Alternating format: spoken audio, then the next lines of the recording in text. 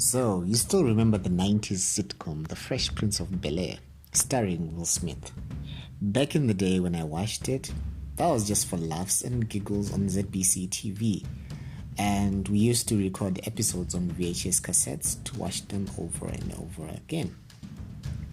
Recently, they did that thing where they take a classic and reboot it. The reboot series, Bel-Air, is currently running. Stay peeled for my review, but this post isn't about Bel-Air. In the meantime, we take a trip back to the Fresh Prince of Bel-Air.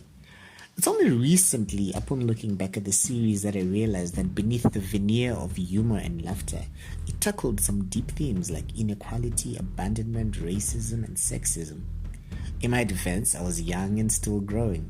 I probably would barely remember the series if it wasn't that we used to tape and rewatch the episodes.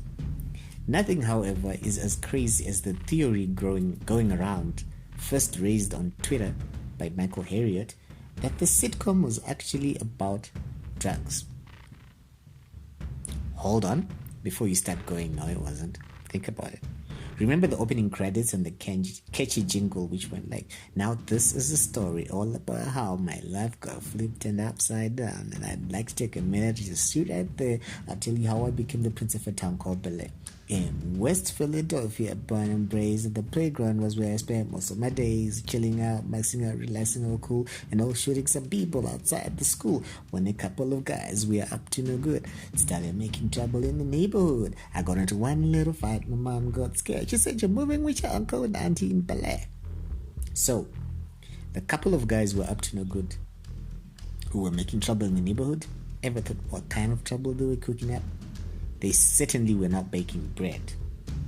On the playground was where he spent most of his days chilling out, maxing, relaxing, all cool. What do you suppose them boys were doing with the Fresh Prince? That was the stuff for those who wanted a little something something, you feel me? Then when you consider the one little fight which got the mom so scared that she shipped her son to his auntie and uncle in Bel-Air, what was all that about? What if I put it to you that it was a fight about drugs? A turf war. See, Will was a foot soldier slinging dope in the mean streets of West Philly, and when he started making serious paper, the competition decided to take him out.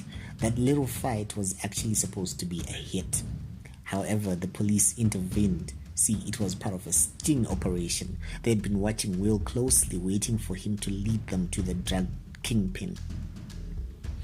Anywho, while Will was assisting the police with investigations, his mom called up Uncle Phil in Bel-Air, who was a big shot lawyer, to bail out his nephew because, hello, family.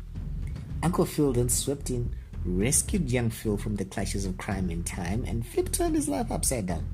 But that wasn't all. The DEA had been squeezing Will for information, and they wanted Will's supplier. And who, wait for it, was Uncle Phil.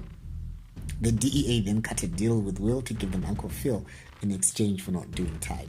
The DEA had been keeping tabs on good old Uncle Phil, but he was much too clever and never got his hands dirty. So there had been no evidence to link up the big baller in Bel-Air with the drugs that were flooding West Philly until now. Now they had Will. Will would be the state witness.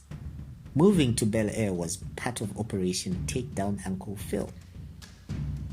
For years, they've been trying to find someone who could get close to Uncle Phil. The man on the ground was a federal agent who just could never get Uncle Phil to warm up to him.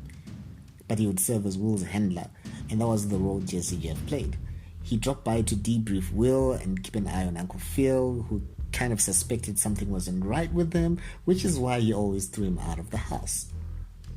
The butler, Geoffrey, was the fixer for the Banks family. He laundered the money, handled things that needed handling, like how Uncle Phil's opponents in the judiciary mysteriously disappeared, died or retired, and occasionally threw jazz out the window. Also, who do you think killed Aunt Viv? Wait, you do know Aunt Viv was murdered, right? And a final plot twist. What if Will wasn't undercover but a double agent? What if Will had told Uncle Phil and the Banks family everything because actually The drugs were being supplied by the CIA as part of their secret project to supply South Carolina with crack cocaine. Thus, now they had leverage against the state and country. And that's how he became the prince of a town called Bel-Air.